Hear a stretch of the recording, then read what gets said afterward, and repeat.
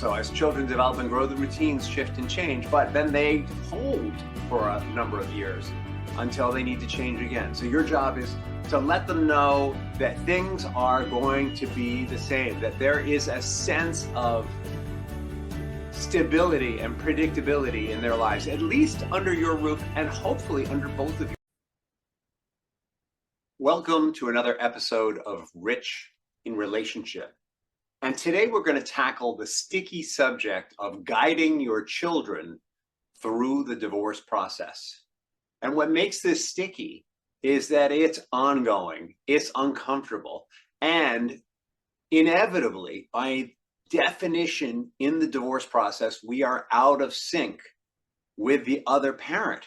And so this challenge of nurturing our children through the divorce process, it can change hourly and certainly daily. As things settle down, maybe weekly or maybe even monthly. Deciding to end your marriage is a difficult and emotional process, and it usually involves recognizing that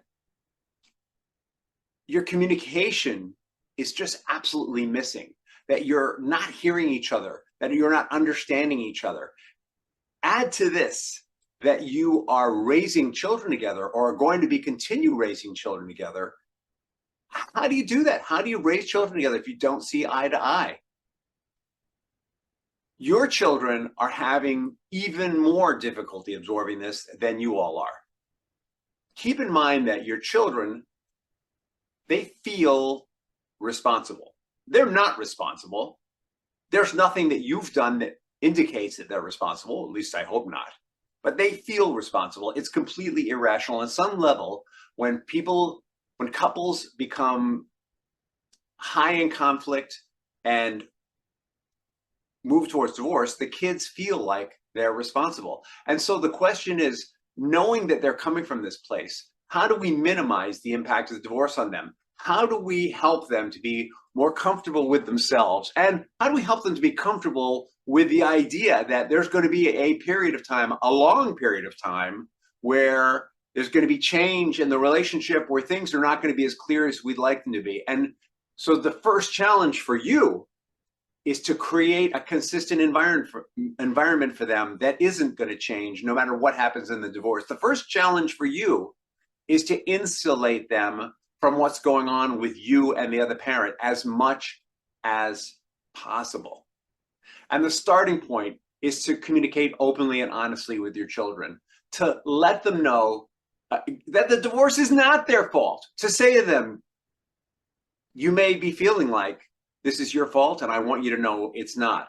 Or maybe you're going to even explore it with them and ask them, hey, mommy and daddy are getting divorced. How do you feel about that?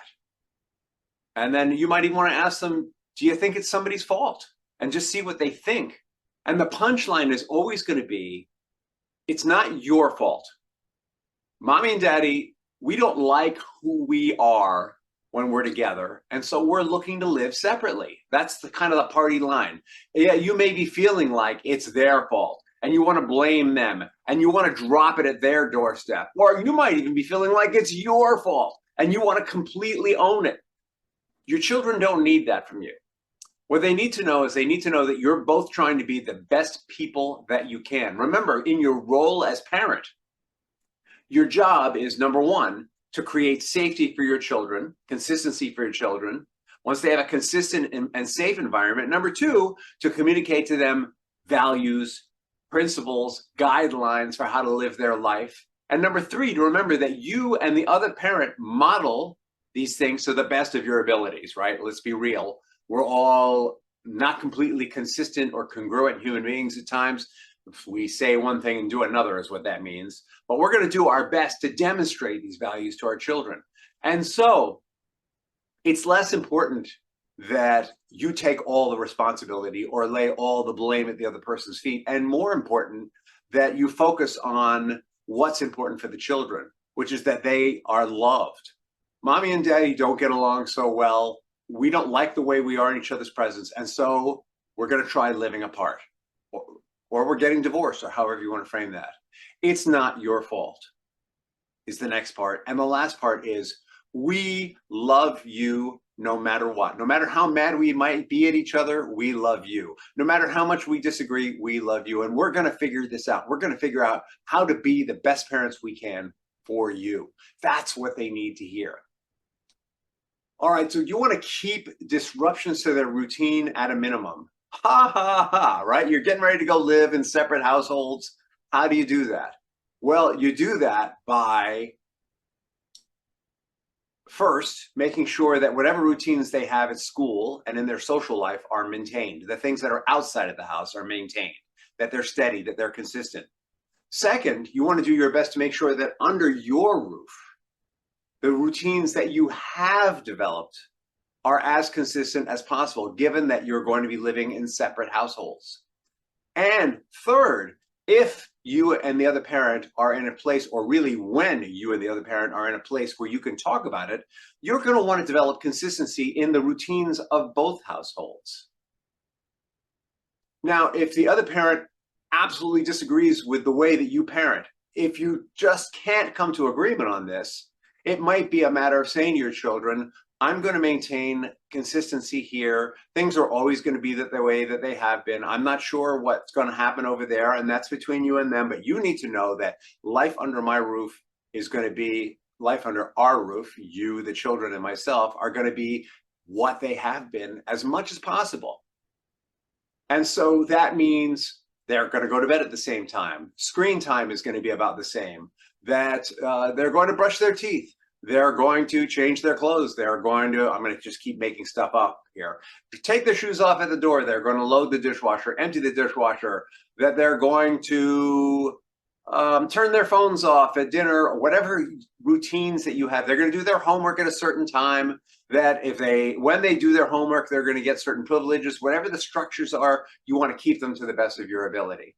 And keep in mind also that as they develop and grow, these routines are going to change, right? Like the routine needs of an adolescent are a lot different than the routine needs of a toddler. And so as children develop and grow, the routines shift and change, but then they hold for a number of years until they need to change again. So your job is to let them know that things are going to be the same, that there is a sense of stability and predictability in their lives, at least under your roof and hopefully under both of your roofs.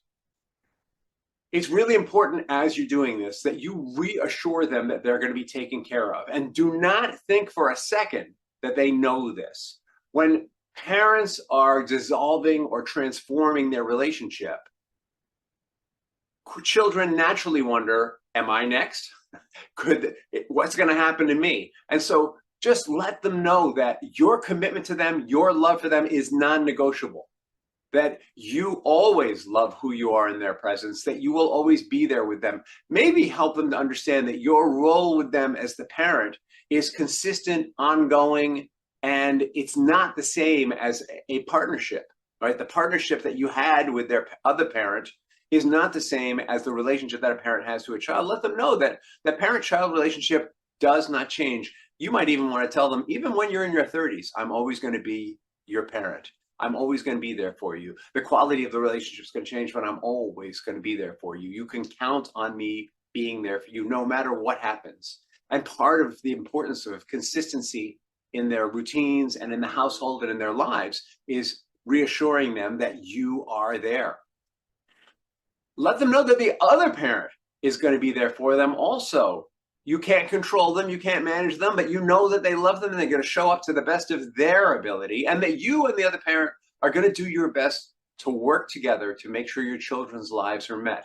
And let them know that if you're not as good at it together as you were when you were living together, you will do your best to make up that gap, that you are there. It's really important they understand that you hold this commitment. And it's super important that you do this without being critical of the other parent, right? You want to make sure that you don't disparage the other parent in any way, shape, or form. If you've been disparaging to the other parent, this is not a routine that you want to maintain or be consistent with. You want to, of course, avoid having fights with the other parent in front of the children. But most important, when they come to you and say, mommy / daddy did this, and you think it's a bad thing, you know, instead of saying the bad thing that you think it is, you might explain it to them in a way that puts a positive spin on it. So what's an example? Daddy let me stay up late the other night and I was really tired at school. And you know, you might want to say, oh, really? I can't believe he did that. That's so bad. And it might be. But how you might want to spin it is, well, I'm not sure why daddy did that. And I know you were tired at school, but I'm sure he had a reason. That's it. That's all you need to say. Something as simple as that. I don't know why. I'm sure it was uncomfortable for you, but there was probably a reason for it. Now, you and I know the reason that people cross boundaries with their children is not always a good one, but there's a reason. And that's, you want to keep it as simple and as clean as possible when it comes to talking about the other parent. And the reason is that children internalize their image of both parents. It becomes a part of who they are. And so when we disparage the other parent to them, we're disparaging an image they have of that parent within them, and they start to have some disparagement on their self-image. And so we always want to focus on the strengths of the other parent and disregard the weaknesses as far as the children are concerned. And that doesn't mean that we're going to be in denial of the weaknesses. It means that when the weaknesses come up, like maybe they crossed a boundary with your children about bedtime, that we frame it in a way that acknowledges that the other parent has responsibility for their choice, and that we don't always know what that is, but that parent has responsibility, and we trust that they do. We also want to encourage our children to express their emotions in a healthy way. And so that looks like them saying, I'm really pissed at you. How could you do this? How could you drive mommy away? Or how could you say that to daddy? All right, we need to give them permission to express those feelings. And if they're doing it in a way that feels abusive to us, we can say to them, hey, you know what? I know you're angry. I get it. And I want to talk to you about this. But I don't feel safe when you're yelling at me. Or I don't feel good when you call me names. Can we have this conversation without the yelling and without the name calling? And if they can't, then you say to them, maybe you need to take some time and we can talk about it a little later when we can not have name calling or shouting. Teach them the lesson of expressing emotion appropriately. That isn't always going to come. Sometimes they need to yell and scream and we're going to let them, but there's a point where they might cross a line with us emotionally, and we're going to need to make that clear.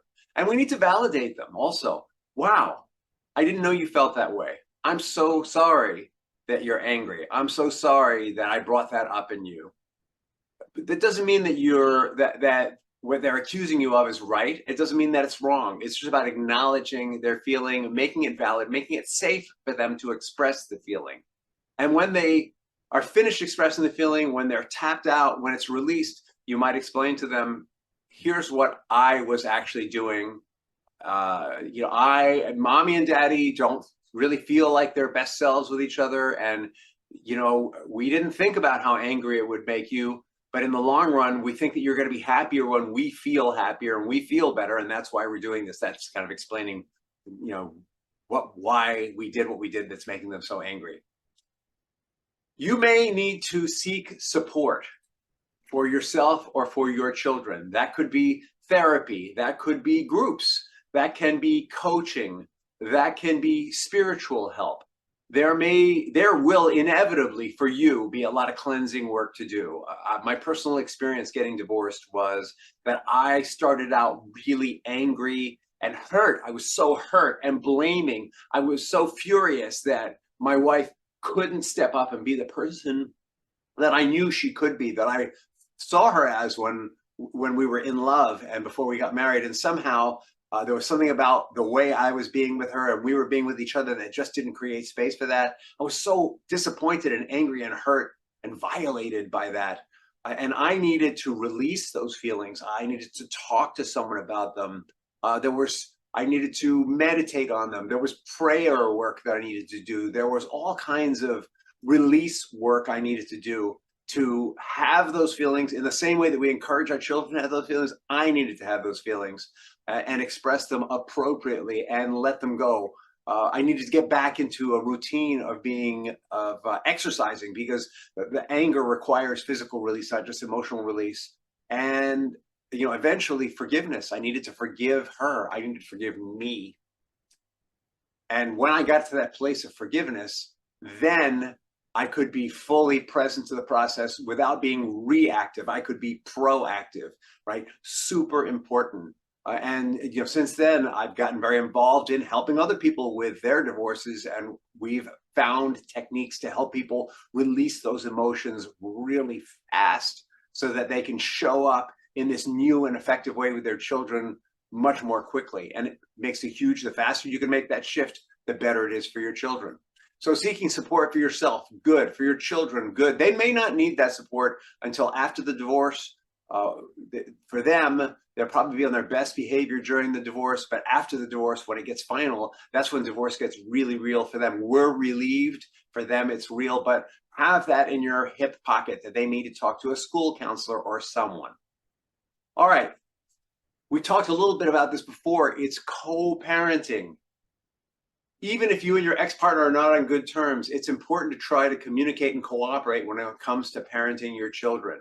And that is going to be really having a business relationship with them. Keep in mind that, like at work, you can have people that you don't like, but that you need to work with in order to earn a living and move forward in the workplace and for the business to thrive. That may be what's happening here. You may not like them, you may not love them, you may not care for them, but you are in a business relationship with them, the business of co-parenting your children together. And to the best of your ability, you're going to create shared rules or boundaries for child rearing. To the best of your ability, you're going to support one another in those boundaries. To the best of your ability, you're going to stay positive and stay focused on strengths in this relationship, because in the end, that's what's going to work. And if they're just not up to that, you still have the responsibility of being courteous, kind, patient, and to the best of your ability, caring, if not loving, in that relationship, so that you're modeling for your children how to deal with others when they are less rational than you are or more reactional than you are. Model for them the kind of behavior that works. So you're going to model for them how to express your feelings appropriately, how to release them, and how to behave in the face of other people's triggers and feelings that may or may not be appropriate. Overall, you're going to remember it's important to be patient with your children. They're going through a lot. You want to be understanding, always remembering that they're going to act out, they're going to do things, they're going to need attention. And your job is to be as supportive as possible, because you're not the only one adjusting here. They are also. And by the way, they've got emotions to release as well. And usually, if you're providing a consistent, safe environment, when children feel like they're in a safe environment, that's the place that they release emotions, right? When we feel safe, that's when we're like, oh, now I can let this go. All right, so just to sum this up, we know divorce is difficult. The basis of it is that communication is not at its best. We often don't see eye to eye. We're going to communicate openly and honestly with our children. We're going to remind them that they have no responsibility or fault, that the divorce is our choice and our partner's choice, that it's about how we want to be our best selves and we feel being apart is the way to do that, but that we are both always going to love and be there for our children. We're going to keep routines in place and disruptions at a minimum in their lives, internally and externally, regardless of what happens in the other household. We're going to reassure our children that they're going to be taken care of and let them know that we both love them and are going to be involved in their lives. We're going to encourage our children to express their feelings. We're going to validate their feelings and allow them to express them in a healthy way, in an appropriate way. We're going to seek support for ourselves and for our children. We're going to try and co-parent effectively. Even if our co-parent is less cooperative, we're going to do our best. We're going to avoid disparaging or putting down our co-parent, and do our best to look at their strengths and uphold their strengths in the eyes of our children, because our children model themselves after our strengths. And last of all, we're going to be patient, understanding, and supportive with our children as we all adjust to the changes. As always, if you have any questions, contact me directly, rich@richinrelationship.com. If you want to talk about this, direct message me, go to the website, richinrelationship.com, and grab a complimentary call with me. We can talk about your specific situation and tailor some specific actions. If you're interested in doing release work, that's a great way to get started on it, is to make sure there's a fit here, and we can talk about how to let go of those feelings so that you can show up as your best, most caring, most loving, supportive self. And as always, be patient and caring with yourself. Make sure that you're taking care of yourself, because when our battery is 100% charged, then we can show up for everyone else 100%. Thank you so much, and enjoy your day.